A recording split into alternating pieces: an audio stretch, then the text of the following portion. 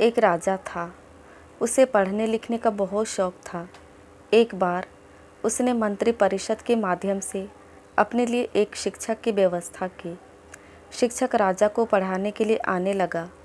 राजा को शिक्षा ग्रहण करते हुए कई महीने बीत गए, मगर राजा को कोई लाभ नहीं हुआ।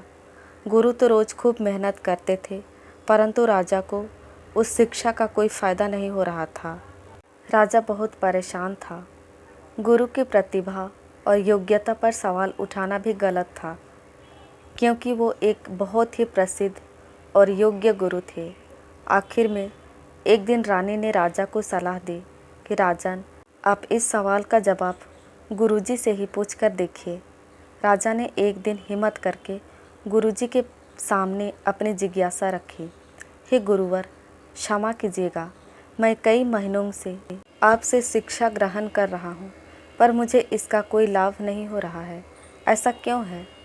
गुरुजी ने बड़े ही शांत स्वर में जवाब दिया, राजन, इसका कारण बहुत ही सीधा सा है। गुरुवर, कृपा करके आप शीघ्र इस प्रश्न का उत्तर दीजिए। राजा ने विनती की। गुरुजी ने कहा, राजन, बात बहुत छोटी है, परंतु आप अपने बड़े होने के अहंकार के कारण इसे समझ नहीं पा रहे हैं और परेशान और दुखी हैं।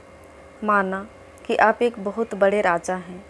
आप हर दृष्टि से मुझसे पद और प्रतिष्ठा में बड़े हैं, परंतु यहाँ पर आपका और मेरा रिश्ता एक गुरु और शिष्य का है। गुरु होने के नाते मेरा स्थान आपसे ऊंचा होना चाहिए, परंतु आप स्वयं ऊंचे सिंहासन पर बैठते हैं और मुझे अपने से नीचे के आसन पर बैठाते हैं। बस यही एक कारण है जिससे आपको ना तो कोई शिक्षा प्राप्त हो रही है और न ही कोई ज्ञान मिल रहा है। आपके राजा होने के कारण मैं आपसे यह बात नहीं कह पा रहा था। कल से अगर आप मुझे ऊंचे आसन पर बैठाएं और स्वयं नीचे बैठें तो कोई कारण नहीं कि आप शिक्षा प्राप्त न कर पाएं।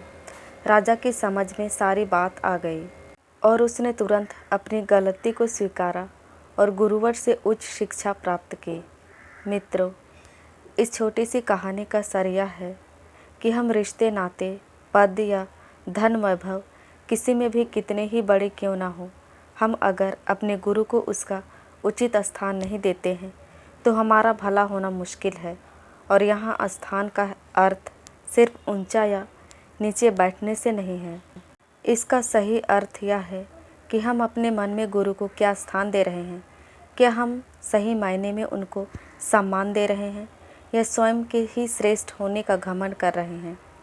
अगर हम अपने गुरु या शिक्षक के प्रति हेय भावना रखेंगे तो हमें उनकी योग्यताओं एवं अच्छाइयों का कोई लाभ नहीं मिलने वाला। और अगर हम उनका आदर करेंगे, उन्हें महत्व देंगे, तो उनका आशीर्वाद हमें सहज ही प्राप्त होगा।